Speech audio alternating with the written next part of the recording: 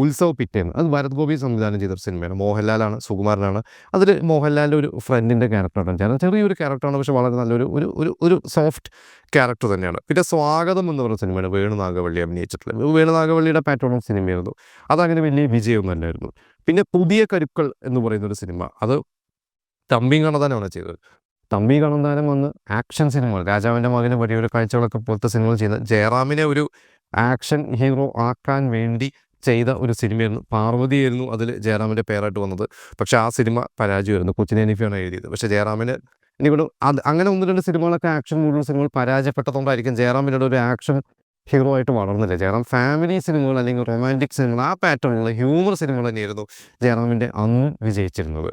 പിന്നെയുള്ളത് പെരുവണ്ണാമൂരത്തെ വിശേഷങ്ങൾ. അത് നമുക്ക് എല്ലാവരും ഫേവറേറ്റ് സിനിമയാണ്. അതും ഈ പറഞ്ഞ പോലെ അന്ന് മോഹൻലാലിനെ വെച്ച് ആലോചിച്ച ഒരു സിനിമയായിരുന്നു പെരുവണ്ണാമൂരത്തെ വിശേഷങ്ങൾ. പക്ഷേ പിന്നീട് മാറി മറിഞ്ഞ് വന്നാണ് ജയറാമിലേക്ക് എത്താനായിട്ട്. ജയറാം അതിഗംഭീരമായിട്ട് ചെയ്തു. ജയറാമിന് വളരെ ഗുണം ചെയ്ത സിനിമ, ഭയങ്കര സൂപ്പർ ഹിറ്റായി. മോഹൻലാലിൻ്റെ ഒരു ഗസ്റ്റ് റോൾ എല്ലാം കൊണ്ട് ആ സിനിമ ജയറാമിൻ്റെ ആ വർഷത്തെ ഒരു ഹിറ്റ് സിനിമ തന്നെയാണ്. പിന്നെ മഴവിൽ കാവടി, സത്യനന്ദിക്കാടിൻ്റെ സിനിമ, അതും ഈ പറഞ്ഞ പോലെ തന്നെ നേടിയ ഒരു സിനിമയാണ്. ഇന്നും സത്യനന്ദിക്കാട് ജയറാം സിനിമകൾ നമ്മൾ ബെസ്റ്റ് സിനിമകൾ എടുത്താൽ അതിലൊരു സിനിമ മഴവിൽ കാവടി തന്നെയായിരിക്കും.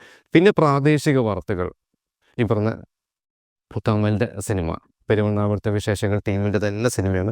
പക്ഷേ പ്രാദേശിക വാർത്തകൾ അന്ന് ഈ പെരുവണ്ണാമൂരത്തിൻ്റെ പോലത്തെ ഒരു സിനിമ, അതായത് റിപ്പീറ്റേഷൻ പോലെ ഫീൽ ചെയ്തുകൊണ്ടാണ്, അതേപോലത്തെ ഒരു പ്രതീക്ഷയ്ക്കൊത്ത് വരാത്തതുകൊണ്ടാണ് ആ സിനിമ ഒന്ന് തിയേറ്ററിൽ വലിയ വിജയമല്ലായിരുന്നു. പക്ഷെ നമ്മൾ ഇന്ന് ടി വിയിൽ കണ്ടാൽ റിപ്പീറ്റായിട്ട് കാണുന്നൊരു സിനിമയാണ്. അതേ ടീമൊക്കെ തന്നെയാണ് ഇവരുടെ ജയറാമും പാർവതിയും സിദ്ദിഖുണ്ട്, ഒരുപാട് പേരുണ്ട്. നമുക്ക് ജഗദീഷ് ശ്രീകുമാറിൻ്റെയൊക്കെ അതിഗംഭീര റോളാണ്. ഇന്നസെൻറ്റ്, മാമുക്കോയ എല്ലാവരും ഉണ്ട്. അന്ന് എനിക്ക് തോന്നുന്നു ആ ടീമിലുള്ള പെരുവണ്ണാമൂരത്തിൽ കണ്ട എല്ലാ ടീമും തന്നെ അതിലുണ്ടായിരുന്നു. പക്ഷേ ആ സിനിമ അന്ന് വിജയമല്ലായിരുന്നു.